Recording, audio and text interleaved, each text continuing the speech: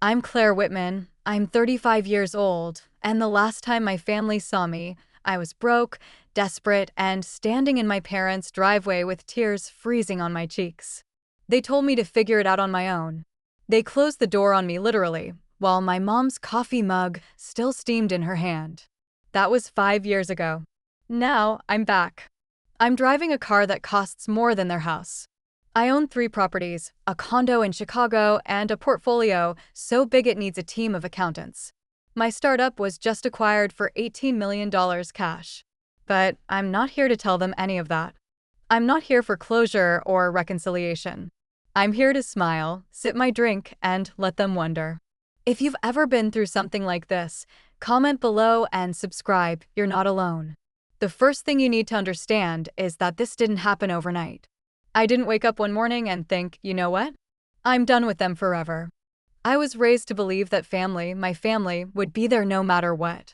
That we could fight, say cruel things in the heat of the moment, but at the end of the day, blood was thicker than water. Turns out, sometimes blood is just sticky. 5 years ago, I was in the worst place of my life. My marketing job of 7 years gone. Company-wide layoffs. One cold, corporate email, and a 2-minute meeting with HR, and that was it. I had no severance, just a thin savings account that would barely cover 2 months' rent on my tiny Denver apartment. At first, I told myself I'd bounce back. I'd been through hard patches before. But Denver's job market was a nightmare that year. Every posting I applied for had hundreds of applicants. I landed a few interviews, but each one ended with the same polite, "We've decided to move forward with other candidates." By the third month, I'd maxed out my credit card on groceries and utilities. My landlord had already knocked on my door twice about rent.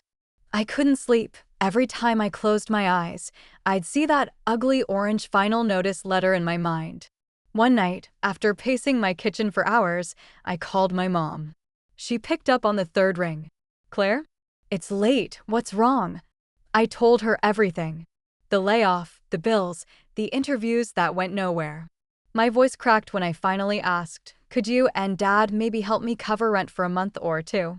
Just until I find something." There was a pause.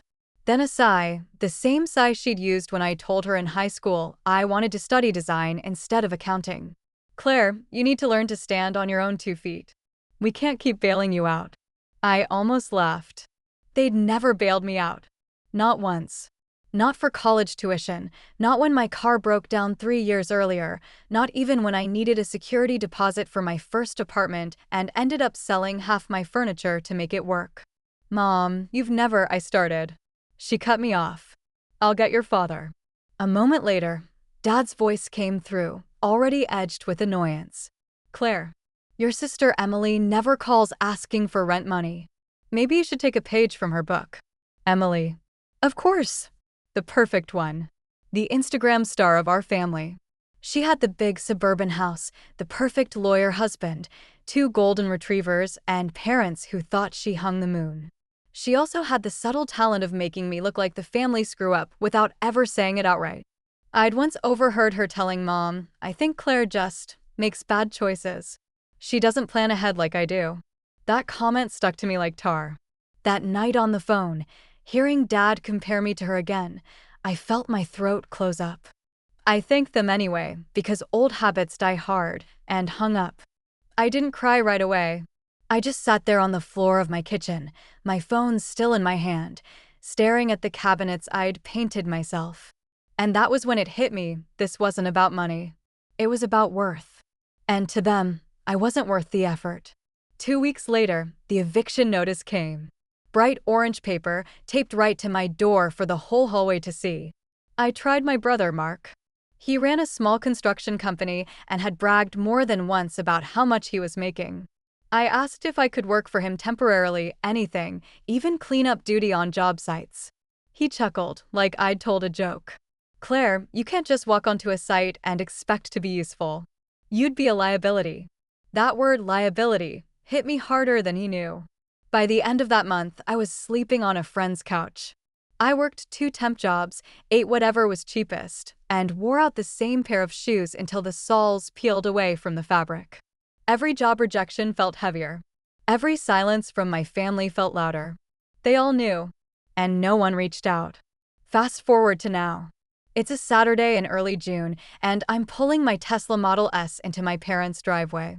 There's a full-blown family barbecue happening, laughter spilling over the fence, music playing, the smell of grilled burgers, and my mom's potato salad drifting through the air. 5 years of silence, and not a single person here knows who I've become. They don't know about the company I built from my kitchen table, the nights I worked until dawn teaching myself coding and analytics, the meetings with investors who finally saw my value when my own family didn't. They don't know about the acquisition deal I signed just 3 months ago, $18 million wired directly into my account. And they won't. Not from me. I park, step out, and smooth down my navy dress.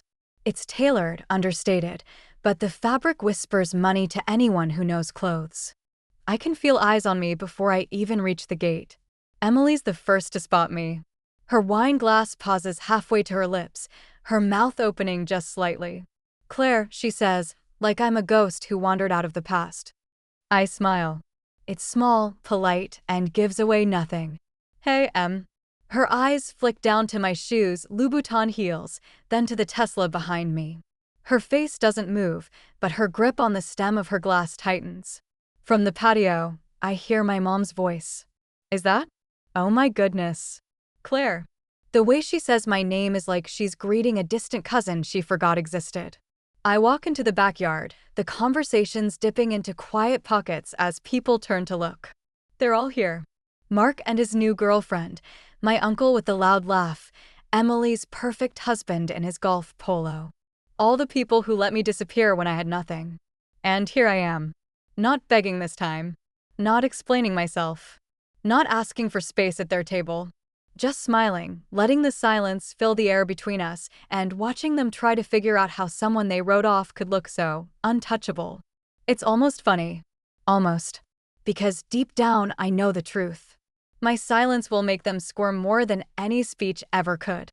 When people hear the way my family treated me, they often assume it must have started in adulthood, like something went wrong in my 20s, and suddenly I was the black sheep.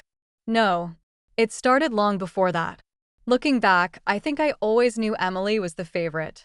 Not because my parents ever said those words out loud, but because of the way they looked at her. It's in the little things, the way Mom's voice would get softer when she talked to Emily, how Dad would light up when she came into the room. Meanwhile, with me, there was respect, I guess, but never pride. Emily was born 2 years after me, but you'd think she was the firstborn the way they treated her milestones like royal events. She had the big birthday parties with themes and rented bounce houses. I had cake at the dining room table with my grandparents and maybe a friend from school. She got dance lessons. I got told we couldn't afford piano because money doesn't grow on trees. When I was 10, I won first place in the regional spelling bee. Dad shook my hand like I was a colleague and said, "Good job, kiddo." When Emily got second place in her swim meet that same summer, they bought her a gold charm bracelet to remember the achievement. Even at that age, I noticed. But as a kid, you just swallow it. You tell yourself it's fine, that maybe you just need to try harder. That pattern followed us into our teenage years. I was the quiet one on a roll, art club, never skipped class. I worked part-time at a bookstore my junior year because I wanted to start saving for college. Emily was different. She was outgoing, flirty, the kind of girl who seemed to know how to make adults adore her. She was also a master of making her problems disappear. If she got in trouble for skipping school, she'd flash that sweet smile and say it was because she needed mental health time. If I had ever tried that, I'd have been grounded for a month. When Emily started dating Jake, the star quarterback, our parents treated him like he was already part of the family.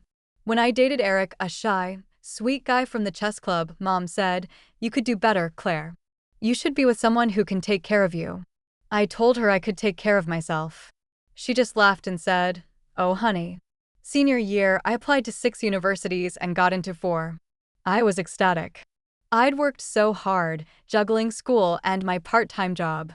When I showed Mom my acceptance letter to Colorado State, she smiled and said, "That's nice." What did Emily get on her SATs? I swear she didn't even hear me when I said I'd gotten a scholarship. Emily, for the record, didn't get into her first choice. She ended up at a private college 2 states away. My parents paid her tuition in full, plus an allowance for living expenses.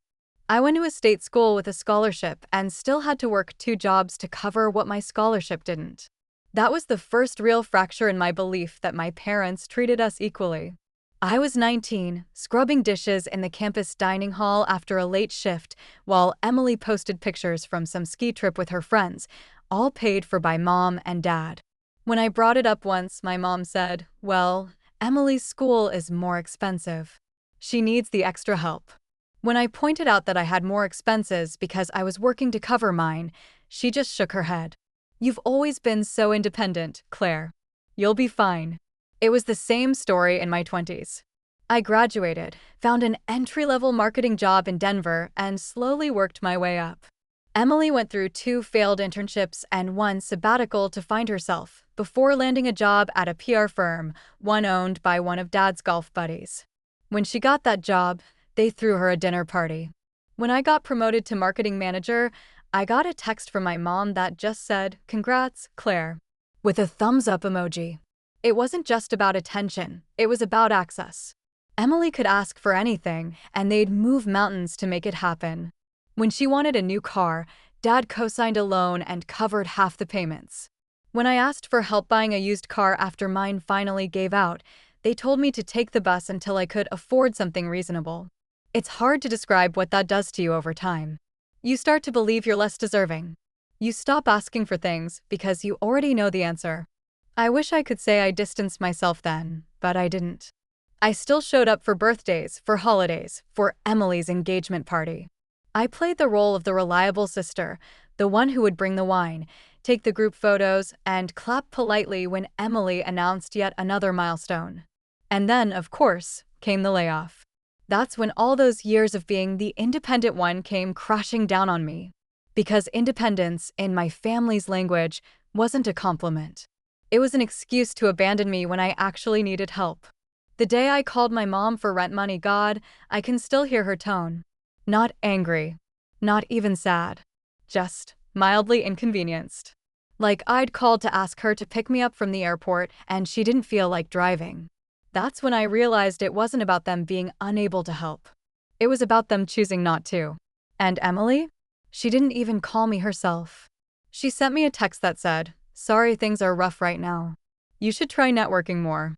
As if my unemployment was some cute little challenge I could solve by chatting people up at brunch. I think what hurt the most wasn't the lack of money, it was the lack of care. Not one of them asked, "Are you okay?" or "Do you have food?" I could have been living in my car and they wouldn't have known. Or maybe they would have known and just decided that was part of being an adult. When I finally lost my apartment and started couch surfing, I didn't bother telling them. I figured if they cared, they'd check in. They didn't. For months, I lived like that, one friend's place to another, working temp jobs, saving every penny I could. And all the while, I kept my head down. I didn't post about my situation online.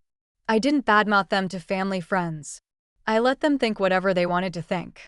I guess part of me hoped they'd eventually notice my absence and reach out. But they didn't. Instead, I heard from a mutual friend that Emily had told people I'd moved away for a fresh start and was too busy to visit. She made it sound like I was thriving. And maybe, in a twisted way, that was her gift to me, covering up the reality so no one knew I was at rock bottom. But I knew. Those nights alone on someone else's couch, staring at the ceiling, I promised myself 2 things. 1, I would never be in this position again. 2, if I ever saw them again, I would not give them the satisfaction of knowing how far I'd come. It's not that I wanted revenge, exactly. It's that I wanted control. Because for my entire life, they'd had the power to define me, to decide whether I was worthy of help, attention, love. I was done giving them that power. So I built my way out. And I built it in silence. By the time the invitation to the family barbecue showed up in my inbox, sent from my mom, no subject line, "Just come by on Saturday, everyone will be here," I was ready. Not just financially, mentally. The Claire they remembered was gone. And the woman walking into that backyard was someone they'd never seen before. People think betrayal is loud, that it comes in the form of screaming fights, doors slammed, words you can't take back. But the worst betrayals? They're quiet. You don't even realize they've happened until the damage is permanent. I'd been living on my friend Marissa's couch for about 3 months when it happened. By that point, I'd gotten into a fragile rhythm: temp work during the day, job applications at night, splitting groceries with Marissa even though she insisted I didn't have to. I'd stopped calling my family completely. It wasn't anger, not yet. It was self-preservation. Every time I spoke to them, I felt smaller, like my voice physically shrank inside me. Then, one Tuesday night, I was scrolling job listings when my phone buzzed. It was a number I didn't recognize, but the area code was my hometown. "Hello," I answered cautiously. "Claire." The voice was high and sweet, instantly familiar. It was Mrs. Jennings, our old neighbor, the woman who'd known me since I was 5, who used to slip me cookies over the fence. "Hi, Mrs. Jennings," I said, sitting up. "It's been forever." "I know, dear," she said warmly. "Listen, I just wanted to check on you. I ran into your mother at the grocery store yesterday, and she said you'd moved to California for a big job." I thought that was wonderful news, but I realized I didn't have your new number. My stomach sank. California? Big job? I hadn't been farther west than Utah in years. "Oh," I said carefully. "That's not exactly true." There was a pause. "She said you didn't want to be bothered because you're working all the time now," Mrs. Jennings added. "That you'd outgrown the small-town crowd. I just wanted you to know I'm happy for you either way, but, well, I hope you're doing all right." I thanked her, promised to keep in touch, and hung up. Then I just sat there, staring at the wall, feeling the air leave my lungs. It wasn't enough that my family had abandoned me when I was struggling. Now they were rewriting the story to erase the fact that I'd ever struggled at all. That lie, it stung deeper than anything else. Because it meant they weren't just ashamed of me at my lowest. They were pretending I didn't exist. I called my mom right away, still shaking. She answered with her usual brisk tone. "Claire, it's been a while. How are things? Why did you tell people I moved to California for some big job?" I asked. Silence. Then, "Well, you were going through a rough patch. I didn't think you'd want everyone knowing your business." "My business," I repeated slowly, "is that I was unemployed and needed help." "That's not shameful, Mom. That's life." "I didn't want you to be embarrassed," she said, her voice taking on that clipped, defensive edge I knew so well. "You didn't want yourself to be embarrassed," I shot back. That was when her tone shifted. "Well, Claire, maybe if you'd made better choices, we wouldn't be in this position. Emily's never needed us to pay her rent. Mark's never been evicted. You have to take some responsibility." I felt my chest tighten. I did take responsibility. I worked every day since I was 16. I paid for my own education. And the one time I needed help. "Claire," she cut in sharply, "this conversation isn't productive." That was her tell. Whenever I got close to the truth, she'd declare the conversation not productive and end it. I heard voices in the background, laughter, clinking glasses. "Are you at a party right now?" I asked. "Yes," she said, sounding almost annoyed that I'd noticed. "Emily and Rob are hosting a little get-together." "Why?" "Of course." They were in the middle of celebrating something for Emily while I sat in borrowed pajamas on someone else's couch. That was the moment it clicked. I wasn't just the independent one or the less successful one. In their narrative, I was disposable. We ended the call quickly after that. But the damage was done. A week later, I got the invitation. A glossy, cream-colored envelope with gold embossing. Inside, "You're invited to Emily and Rob's engagement celebration." At first, I thought it was a joke. Why on earth would I be invited to toast a marriage I knew they'd been planning for months without telling me? But the RSVP card was real, complete with dinner options and a black tie encouraged note. I didn't plan to go. I told Marissa I'd just toss it in the trash. But then, I thought about all the times I'd stayed away from family events because I didn't want to feel out of place. And I realized something. Avoiding them didn't make the hurt smaller. It just gave them free rein to write whatever story they wanted about me. So I decided to show up. Not to make a scene. Not to beg for inclusion. But to stand there, in whatever second-hand dress I could scrape together, and refuse to disappear. The night of the engagement party, I wore a black cocktail dress I found at a thrift store for $12. Marissa helped me hem it so it fit just right. I curled my hair, put on makeup for the first time in months, and took a deep breath before walking into the banquet hall. Heads turned. Not in admiration, more like confusion. Emily's face was a practiced mask of surprise when she spotted me. "Claire, I didn't think you'd make it," she said, kissing the air near my cheek. "You invited me," I said evenly. "Yes, well," she said with a bright smile, "we weren't sure you'd be able to get away from your work." That half-second pause told me she had no idea what I was doing for work. The night blurred into polite small talk and champagne I couldn't afford to refill. I sat at a table near the back, listening to speeches about how Emily and Rob were a perfect match and how their love was an inspiration. And then came the toast from my father. He stood at the microphone, smiling like a man who'd won the lottery. He talked about how proud he was of Emily, her accomplishments, her grace, her ability to make good choices. And then, as if it were an afterthought, he said, "We're lucky all our kids are doing well in their own way. Even Claire, who's off in California chasing big dreams." I froze. There it was again, the lie. Said out loud in a room full of people. My jaw clenched so hard I thought my teeth might crack. I didn't stand up. I didn't correct him. I just let the heat rise in my face until it burned away into something colder. That was the night I made the real decision. I wasn't going to just get by. I wasn't going to rebuild my life quietly and hope they noticed. I was going to succeed so spectacularly that it would be impossible for them not to see it. And when that day came, I'd give them nothing. No explanations. No thanks. No inclusion in the story. Just silence. People like to talk about rock bottom like it's one clear moment. A single dramatic crash where you know, this is it. This is as low as I go. But for me, it was more like being in the ocean and realizing, slowly, that I'd been drifting farther and farther out. By the time I noticed, the shore was just a line in the distance. After the engagement party, I thought I'd be numb. But numbness implies some kind of comfort. What I felt was more like a raw, open wound that wouldn't stop bleeding. I replayed my father's words over and over, off in California chasing big dreams. It wasn't just the lie.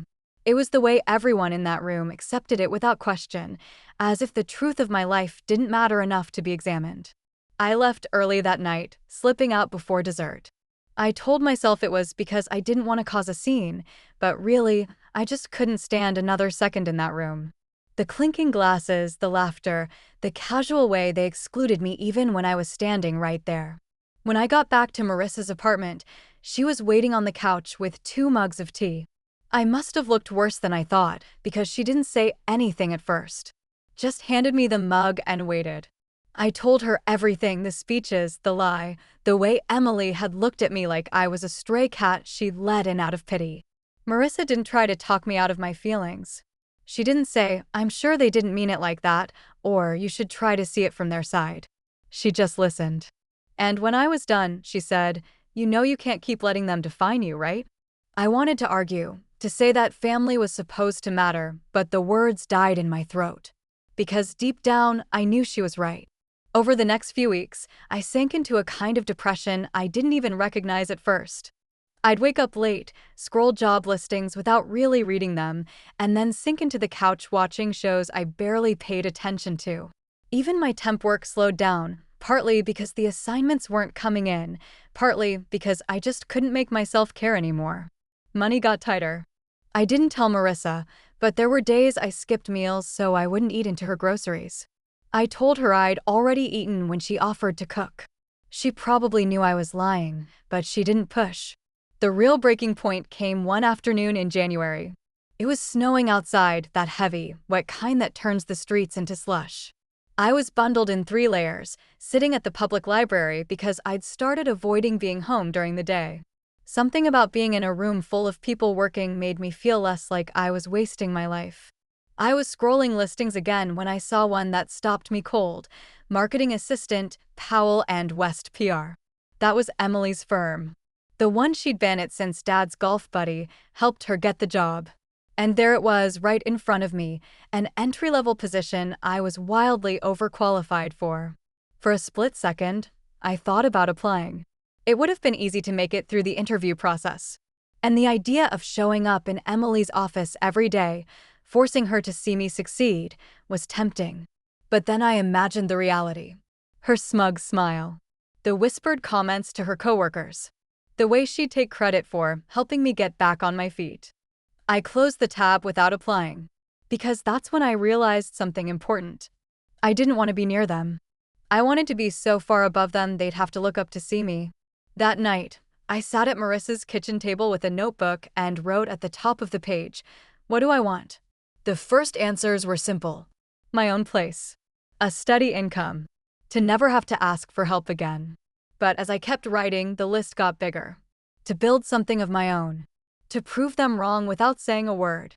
To choose who gets to be in my life. To never, ever feel this powerless again. By the time I put the pen down, the page was full. And for the first time in months, I felt something I hadn't felt in a long time. Clarity. I didn't know exactly how I was going to get there, but I knew one thing: temp jobs weren't going to cut it. I needed to bet on myself in a way I never had before. The next morning, I started looking at online courses. I'd always been good with numbers, data, and patterns. It's why I'd done well in marketing analytics. So I signed up for a beginner coding bootcamp. It wasn't cheap, but I figured if I didn't invest in myself, no one else ever would. Those first few weeks were brutal. 8-hour temp shifts, then hours of coding practice at night until my eyes blurred. But I stuck with it. Because every new skill I learned felt like a brick in the foundation of the life I was building. Some nights I'd fantasize about the future, walking into a room wearing something sleek and expensive, my parents' eyes going wide as they tried to figure out how I'd gotten there. I didn't dwell on it too much, but it was there, fueling me when I felt like quitting. By the end of the 6-month program, I had a basic portfolio and a handful of freelance projects under my belt. Nothing glamorous, but enough to start pitching myself as a junior developer. It took another 4 months to land my first full-time tech job, but when that offer letter hit my inbox, I cried. Not because of the salary, though it was more than I'd ever made, but because it was mine. No family connections. No handouts. Just me. When I signed the lease on my own studio apartment, I didn't tell a soul. Not even Marissa.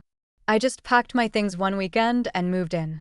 It was tiny: one room, a kitchenette, a bathroom barely big enough to turn around in. But it was mine. I slept on a mattress on the floor for the first month because I couldn't afford a bed frame yet. And every night, lying there staring at the ceiling, I thought about how far I'd come from the couch I'd been sleeping on a year earlier.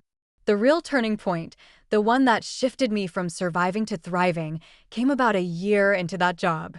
A recruiter reached out about a startup looking for someone who could handle both development and marketing strategy. It was risky, smaller company, less stability, but the potential upside was huge. I took the leap. And for the first time, I was in a place where my ideas weren't just heard, they were implemented. The founders gave me real responsibility. They let me experiment, fail, and try again. And within a year, I helped them triple their client base. When they offered me equity, I didn't hesitate. I'd learned enough by then to know that was where the real payoff could be. 3 years later, that payoff came. A buyout from a larger firm. My shares translated into more money than I'd ever dreamed of having in my account. And here's the thing. The moment the wire cleared, I thought about calling my parents. Just to say, look, I did it. But then I remembered every ignored call, every lie, every party where they pretended I wasn't struggling. And I closed my phone. That silence? That was the first act of my revenge. By the time the buyout went through, I had everything I'd once thought was out of reach. Money wasn't just enough to get by anymore. It was I could stop working tomorrow and never worry about rent again money. I could have taken that as my finish line. I could have stayed tucked away in my quiet, comfortable new life and never thought about my family again. But the truth? They were still in the back of my mind. Not because I needed them, God, I'd proven I didn't, but because they still believed the version of me they'd invented. The poor Claire who ran away to California, myth they told to make themselves look better. And that was the part one couldn't let go. It wasn't about rubbing my success in their faces. It was about reclaiming my own story. And if I could make them squirm a little in the process, well, I wasn't above enjoying that. The first step was gathering information.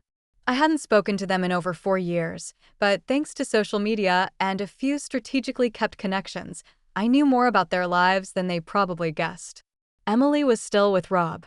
Their social media presence was practically a Hallmark card, matching holiday pajamas, wine tours in Napa, pictures of their dream kitchen renovation. Mark was running his construction company, though it looked like business had slowed. He'd started posting more about supporting local trades, which usually meant I need more clients. My parents were my parents. Still in the same house. Still attending every one of Emily's charity galas. Still pretending my absence was just distance and not the chasm they'd created. The opportunity to reappear came from an unlikely place, a wedding invitation. Not from family, from an old friend of Emily's, someone I'd known back in high school. The ceremony was in our hometown, which meant I'd be walking straight into their territory. I thought about skipping it, but then I realized this was perfect. It wasn't a family event, so I wouldn't be crashing their moment. But it was public enough that word of my presence would reach them. And if I played my cards right, I could plant the first seeds of doubt in their minds. I didn't want to show up flashy, that would have been too obvious. Instead, I aimed for subtle wealth. Tailored navy sheath dress, the kind that fit like it had been made for me. Understated jewelry, but real. And I drove the Tesla, because nothing says I'm doing fine like the quiet hum of an electric car that costs more than most people's annual salary. When I arrived at the venue, I could feel the stares before I even stepped inside. Not the judgmental stares I remembered from my struggling years. This time, it was curiosity. The kind of curiosity that makes people whisper. Old acquaintances I hadn't seen in years came over to say hello. And here's the thing, I didn't give them my whole life story. I just smiled and said, things have been going really well, thanks, and let them draw their own conclusions. Which, judging by their expressions, were very favorable. I caught the moment one of them, a woman who used to work with Emily, pulled out her phone and started texting furiously. Perfect. I wanted those messages to fly. Sure enough, about halfway through the reception, I saw her. Emily. She wasn't a guest, she was arriving late, probably to drop in and charm the crowd. Her eyes swept the room, landed on me, and froze. I smiled. A polite, nonchalant smile. She walked over, her heels clicking like punctuation marks. Claire, she said, drawing out my name. I didn't know you were here. Got the invite last month, I said. I figured it would be nice to catch up with some old friends. Her gaze flicked over my dress, my shoes, my hair, quick little calculations. She wasn't going to ask outright, but I could see the question forming in her head. How? We made small talk for a few minutes. I didn't give her anything. Not a single detail about my work, my home, my life. And when I left that night, I knew I'd accomplished exactly what I wanted. I hadn't bragged. I hadn't confronted her. But I'd left her with a puzzle she couldn't solve. Over the next few months, I started to appear more often. Not in ways that were confrontational, just visible. I donated to a local charity auction and attended the gala. I sponsored a table at a community fundraiser. I even ran into Mark at a coffee shop one morning, wearing a casual outfit that still screamed quality to anyone who noticed. Each time, I played the same game. Polite conversation. Minimal details. Let them fill in the blanks. It was amazing how quickly the rumors started. I'd hear them secondhand from mutual acquaintances that I was consulting for tech companies, that I'd moved back to the city, that I'd done really well for myself. None of it was wrong. None of it was the whole story either. The turning point came when my parents reached out. It was an email from my mom, short, almost businesslike. Hi Claire. We've been thinking it's been too long since we saw you. Maybe you could come to the family barbecue next month? Everyone will be here. The same barbecue I'd been uninvited from 5 years earlier when I was sleeping on Marissa's couch. I stared at that email for a long time. It wasn't an apology. It wasn't even an acknowledgement of what had happened. But it was an opening. And I decided I'd take it. Not because I wanted to reconcile, but because walking into that backyard as the woman I'd become would be the quietest, sharpest form of justice I could imagine. I didn't reply right away. I waited a week, then sent a simple message back. Thanks for the invite. I'll be there. From that moment on, the plan shifted. It wasn't just about showing up anymore. It was about control. Controlling how I looked, what I said, how I moved through that space. I booked an appointment with my tailor. I ordered a dress in deep emerald silk that draped perfectly without looking like I was trying too hard. I had my hair done professionally, soft waves, nothing too structured. And I made sure the Tesla had a fresh detail, the paint shining like glass. The day of the barbecue, I left early enough to arrive fashionably late, that sweet spot where people have settled in but are still paying attention to new arrivals.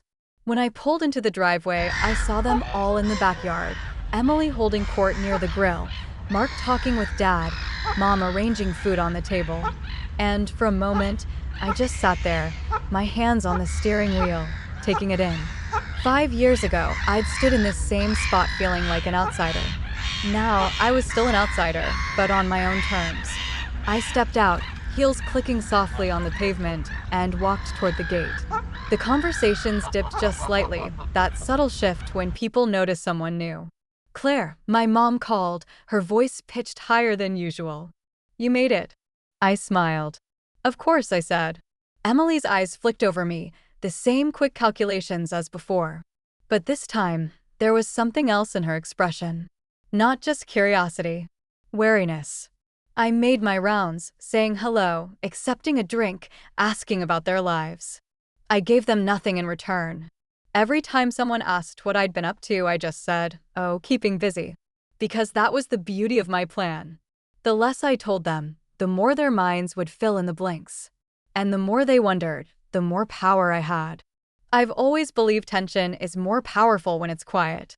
Not shouting matches or slam doors, but the way a conversation lingers 1 second too long, or the way people watch you when they think you're not looking. That's exactly what the barbecue felt like. On the surface, everything was normal. There was the smell of grilled chicken and corn on the cob, the hum of summer music coming from a Bluetooth speaker, the clinking of ice in plastic cups. But underneath, there was this invisible current running through the air, and I knew I was the one who'd brought it. The first sign was Emily.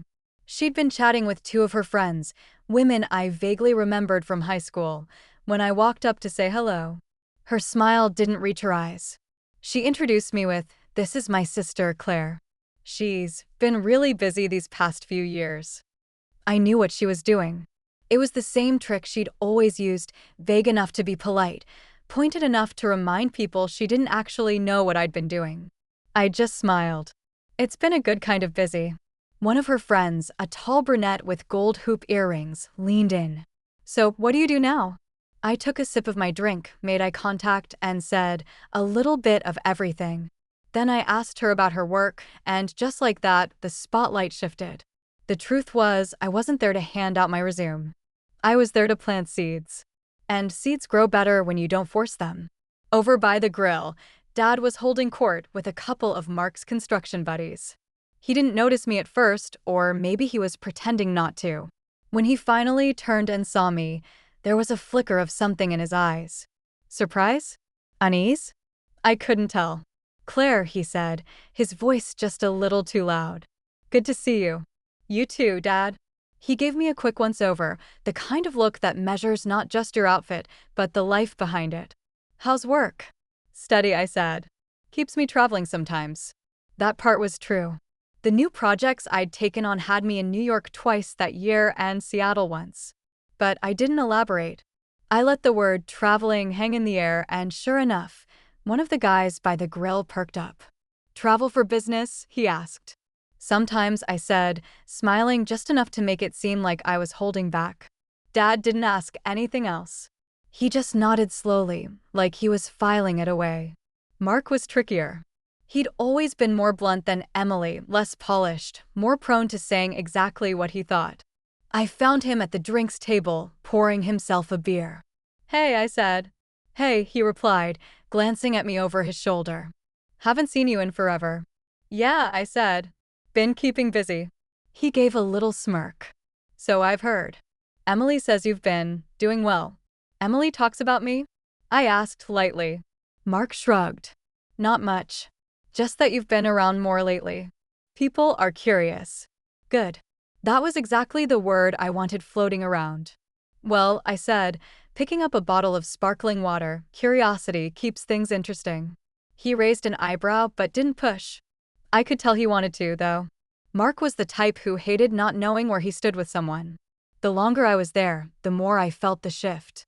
At first, people had been polite, almost dismissive, like they weren't sure how long I'd stick around. But as the afternoon went on, I caught more and more sideways glances.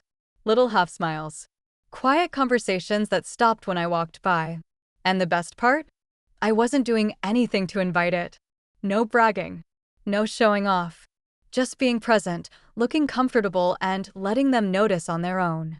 Around 4 p.m., Mom brought out a tray of desserts, lemon bars, brownies, fruit salad. She called everyone over, and soon the picnic table was surrounded. I ended up standing between Emily and Dad, which was not my ideal placement, but I didn't move. Someone, I think one of Emily's friends, asked about vacations. It started as a casual conversation about beach resorts, but then someone asked me directly, "What about you, Claire? You been anywhere lately?"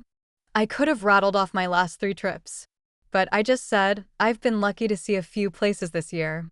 I like keeping it low-key. Dad turned his head toward me. Low-key, he repeated, like it was a foreign concept. Yeah, I said. Not everything needs to go on Facebook.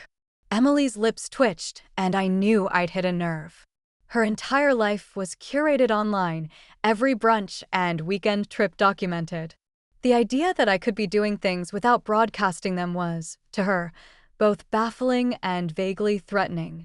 By the time the sun started to dip, I'd spoken to almost everyone there. Not deeply, just enough to leave an impression. I made people laugh. I asked about their kids, their projects, their lives. I kept my own life a closed book. And that, more than anything, seemed to get under their skin. Because when you disappear for years and come back, different, people want answers. And when you don't give them those answers, their minds start filling in the blanks. Usually with stories bigger and better than the truth. The tension hit its peak when Emily cornered me near the fence. So, she said, swirling the ice in her empty wine glass, "You've been busy. Traveling. Doing well." I smiled. That's right. She tilted her head. What is it you're actually doing now? There it was. The question she'd been holding back since the wedding months earlier. I met her gaze and held it. A little bit of this, a little bit of that. It's been good to me. Her smile tightened. You always were vague. And you always were curious, I said softly. For a second, her mask slipped. I saw the flicker of frustration in her eyes, not because I was being rude, but because I was in control. She didn't have the upper hand anymore. When I finally left, the sky was streaked with orange and pink. I said my goodbyes, thanked Mom for the food, hugged Dad briefly. Emily got a handshake. And as I walked to my car, I could feel their eyes on me. Watching. Wondering. I didn't speed off.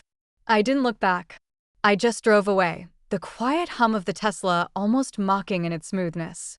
The silence I left behind would do the rest. 3 weeks after the barbecue, the email came. It wasn't from my family. It was from the local Chamber of Commerce. They were hosting an annual Women in Business luncheon, an event I vaguely remembered from my marketing days. This year, they were inviting me to be the keynote speaker. At first, I thought it was a mistake. But then I realized one of the board members was someone I'd met through a charity gala earlier that year, the one where I'd quietly sponsored a table. Apparently, my work with a few local startups had caught their attention. I said yes immediately. Not because I craved the spotlight, honestly, public speaking still made my stomach twist, but because I knew exactly who usually attended these luncheons. The who's who of our town. Business owners. Community leaders. And, more importantly, my mother and Emily. I didn't have to invite them. If they were still running in the same social circles, they'd hear about it. And they'd show up. The luncheon was held at the nicest hotel in the city, the kind of place where the carpet was so thick it muffled your footsteps. I arrived early, wearing a tailored cream pantsuit that was simple but sharp. My hair was pulled back, my heels polished. As I stood near the stage, sipping water and reviewing my notes, I scanned the room. There they were. My mom, seated at a table near the front with 3 of her charity friends. Emily, right beside her, wearing a pastel dress and that smile she saved for networking. Neither of them had seen me yet. I didn't approach. I wanted them to realize where they were and why. The event started with the usual small talk from the MC, then a few short speeches. Finally, the woman from the board took the microphone. "This year," she said, "our keynote speaker is someone who embodies resilience, innovation, and the courage to forge her own path. She's built a career that spans marketing, tech, and entrepreneurship. Please welcome Claire Whitman." The sound of my name rippled through the room. I saw my mother's head snap toward the stage. Emily's smile froze mid-sip of her mimosa. I walked up calmly, adjusted the mic, and began. I didn't talk about my family. Not directly. Instead, I told the story of losing my job, of feeling like I had nothing and nowhere to go. I spoke about the nights I stayed up teaching myself new skills, the years of working quietly until the pieces started to come together. I talked about building something of my own, not to prove anyone wrong, but to prove myself right. And the room was silent. Not bored silent, listening silent. When I spoke about the power of betting on yourself when no one else will, I didn't look at my mother. When I talked about how success is sometimes built in the shadows, I didn't look at Emily. But I could feel them. I could feel the heat of their attention. The applause at the end was warm and genuine. People stood. A few even lined up afterward to shake my hand, to ask for business cards. And when the crowd thinned, I finally walked over to their table. "Claire," my mother said, her voice just a little too bright. "We had no idea you were speaking today." "I know," I said. "It was a last-minute invitation." Emily's eyes were sharp. "So, this is what you've been doing?" I smiled. "Some of it." Neither of them spoke for a moment. Then Mom said, "We're very proud of you." It should have meant something. 5 years ago, it would have meant everything. Now, it felt like a line from a script she thought she should say. "Thank you," I replied simply. We didn't linger. I let them stew in whatever mix of pride, confusion, and discomfort they were feeling. Because that was the twist, the exposure. They'd spent years telling people I'd run away, that I was chasing vague, big dreams somewhere else. Now, in front of half the city, they'd seen exactly what I'd been building, and it had nothing to do with them. The best part? I hadn't once mentioned them. I hadn't acknowledged their absence in my story. And that silence was louder than any accusation I could have made. That afternoon, I drove home with the windows down, the summer air rushing in. My phone buzzed a few times, messages from people who'd been at the luncheon, congratulations from colleagues. One was from Emily. "We should talk sometime. Catch up." I didn't reply, because the truth was I'd already caught up. I'd passed them a long time ago. The thing about moments like the luncheon is, they don't stay contained. It's not just that the people in the room saw it happen. It's that they tell other people. And those people tell more people. By the end of the week, I could feel the ripple effects without even trying to look for them. It started small. A mutual acquaintance messaged me on LinkedIn, "Heard you crushed it at the Women in Business event. We should talk about a collaboration." Then an old coworker sent a text, "Your mom's bragging about you at the club. Says you're doing incredible things." That one made me laugh. Bragging. Funny how quickly they switched from pretending I didn't exist to claiming me as a trophy. But the bigger shift came from Emily. 2 days after the luncheon, she called. I didn't answer. Let it go to voicemail. Her voice was careful, controlled. "Hey, Claire. I just wanted to say you did amazing the other day. I had no idea you'd been working on all of that. We should really sit down sometime. I think there's a lot we could connect on." Connect on. Like we were old friends catching up, not sisters with a canyon between us. I didn't call her back.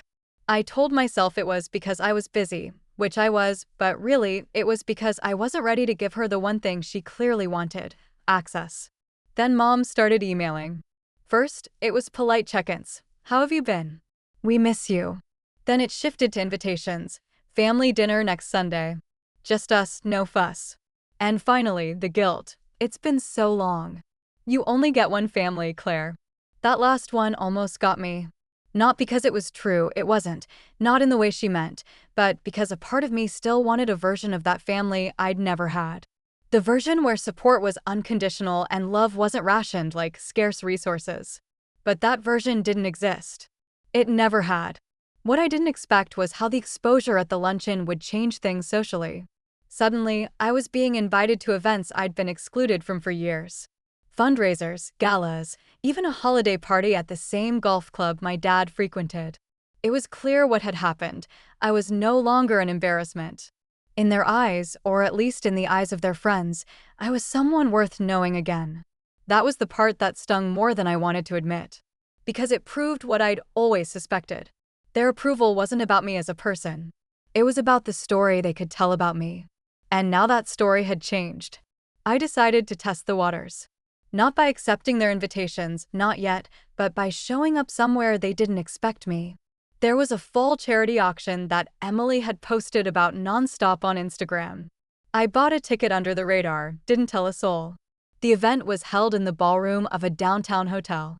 I arrived alone, wearing a black velvet dress and a sapphire pendant that caught the light every time I moved. Not over the top, just enough to look like I belonged there without question. When Emily saw me across the room, her face lit up in that performative way she had for public settings. "Claire," she called, weaving through the crowd. "What a surprise." "Is it?" I asked lightly. She laughed, but there was an edge to it. We made small talk for a few minutes, her work, her upcoming trips, the auction items she wanted to bid on. She asked nothing about me, which told me everything. Over the next hour, I mingled. Talked to people I hadn't seen in a decade. Bid on a few items, not to win, necessarily, but to let my name be called out over the microphone during the bidding. It was a subtle move, but I saw the way Emily's friends reacted. The little glances, the raised eyebrows. Curiosity again. Always curiosity. By the end of the night, I'd spent a few $1,000s on art for my apartment and a weekend getaway package I probably wouldn't even use. And I knew word of that would travel faster than anything I could say. The real fallout came a week later, in the form of a dinner invitation I couldn't ignore. It was from my dad. Not an email, not a text. A phone call. "Claire," he said, his voice steady but lacking its usual brusqueness, "your mom and I would like to have you over. Just you. No one else." There was a pause, like he was bracing for me to say no. I told him I'd think about it. And I did. For 3 days. Part of me wanted to go, if only to see what their angle was. Another part of me wanted to protect the space I'd carved out for myself, free from their manipulations. In the end, curiosity won. When I walked into their house, it was like stepping into a museum of my childhood. Same beige walls. Same floral couch. Same framed photos, except now, more of them featured Emily and her husband. We sat at the dining room table, just the three of us. Dinner was polite. Too polite. Finally, over coffee, Mom cleared her throat. "We've been thinking, it's been long enough. We'd like to start fresh." I stirred my coffee slowly. "Start fresh." Dad nodded. "We were wrong, Claire. About a lot of things. We didn't give you enough credit. And we didn't help when we should have." It wasn't an apology. Not really. It was an acknowledgement, the bare minimum, but it still landed heavier than I expected. "I appreciate you saying that," I said carefully. Mom leaned forward. "We'd like you to come around more. Be part of things again." There it was. The ask. I smiled politely. "I'll think about it." And I left it at that. Driving home, I realized something important. They weren't reaching out because they missed me as a daughter. They were reaching out because the version of me that now existed, the successful, well-connected version, was valuable to them. And once you see that clearly, it changes everything. From that point on, the invitations doubled. Holiday dinners. Birthdays. Random Sunday brunches. Sometimes I went, sometimes I didn't. But when I did go, I never stayed too long. Never gave too much. I stayed in control. Because that was the true fallout of all this. The power balance had shifted, permanently. They knew it. And I knew it. I think the hardest thing to explain to people who haven't lived through something like this is that the victory doesn't feel like fireworks. It's not a big cinematic moment where the credits roll and everything's tied in a neat bow. It's quieter than that, sharper, more satisfying in its restraint. In the months after that, just to dinner with my parents, I kept my distance, not out of spite, but because I knew better than to mistake access for intimacy. They'd been cut off from my life for a reason, and even if they didn't understand that reason, I did. It's funny though. Once the power dynamic shifts, people start rewriting history in real time. At every event I did attend, a barbecue here, a holiday party there, I overheard new, polished versions of the past being told to anyone within earshot. "Oh, Claire's always been independent," Mom would say. "We knew she'd find her way. She just took the scenic route." "Claire's always been a bit private," Dad would add. "Doesn't like to talk about her projects until they're finished." No mention of the eviction notice. No mention of the nights I slept on a couch eating dollar store ramen. No mention of the phone calls they ignored. It used to make me furious. Now, I let them tell whatever story they needed to tell to save face. Their need for a palatable narrative didn't change the truth, and I didn't owe them my outrage. The truth was, I had moved so far beyond that chapter of my life that it almost felt like it belonged to someone else. Someone younger. Someone more fragile. Someone who still believed that family loyalty was unconditional. One afternoon in early spring, I got another email from the Chamber of Commerce. This time, they wanted me to mentor a group of young women launching small businesses. The program was quarterly, and the first session would be held at the community center just a few miles from my parents' house. I said yes immediately. When I walked in that first Saturday morning, I wasn't thinking about them at all. I was thinking about the 20-somethings sitting in a circle of folding chairs, eyes bright with the kind of ambition that hasn't yet been bruised by the world. I told them everything I wish someone had told me, that your network is important, but your work ethic is more important. That you can teach yourself almost anything if you're willing to be terrible at it for a while. That the people who doubt you today might brag about knowing you tomorrow, and you get to decide whether to let them. About halfway through, I noticed a familiar figure standing in the doorway. Emily. She waited until the group took a break before approaching me. "Mentor now, huh?" she said, her tone halfway between teasing and curious. "Something like that," I said. "I didn't know you were involved with the chamber." "There's a lot you don't know," I replied, not unkindly. She hesitated, then said, "You should come by for dinner sometime. Rob's been asking about you." I smiled. "I'll think about it." And just like that, she was gone, leaving me with the sudden realization that she was no longer the one holding the cards in our interactions. She wanted something from me now, even if it was just the ability to say we were close. By the time the mentorship program wrapped that quarter, 2 of the women had landed funding for their projects. They sent me thank you notes. One of them wrote, "It helps to know someone believes in you before you believe in yourself." I kept that note. Still have it. It meant more than any hollow "we're proud of you" from my family ever could.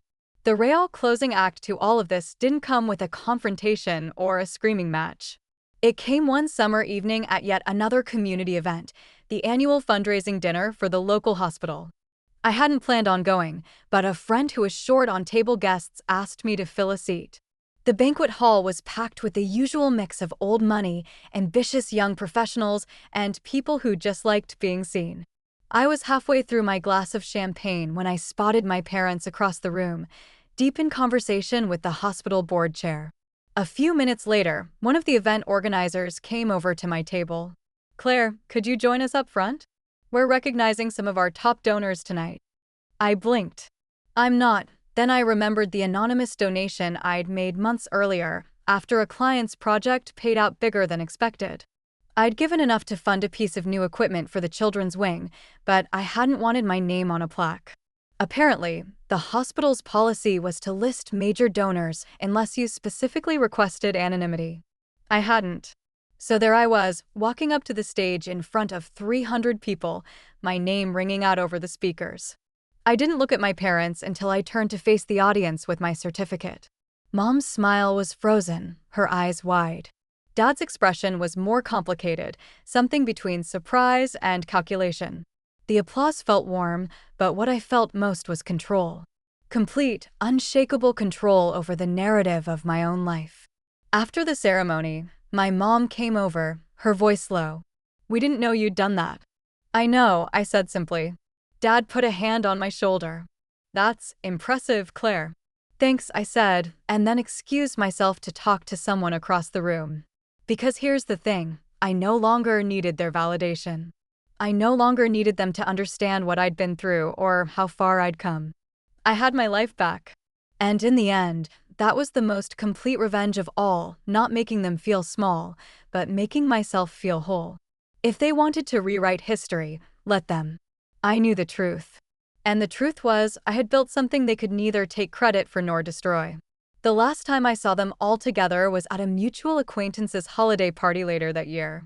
We exchanged pleasantries, clinked glasses, even took a photo someone insisted on for old time's sake. When the picture surfaced online a few days later, the comments poured in. "Look at you and your sister. You've both done so well. What a power family." I didn't bother correcting anyone. Because the real satisfaction wasn't in proving them wrong anymore. It was in knowing I no longer had anything to prove at all.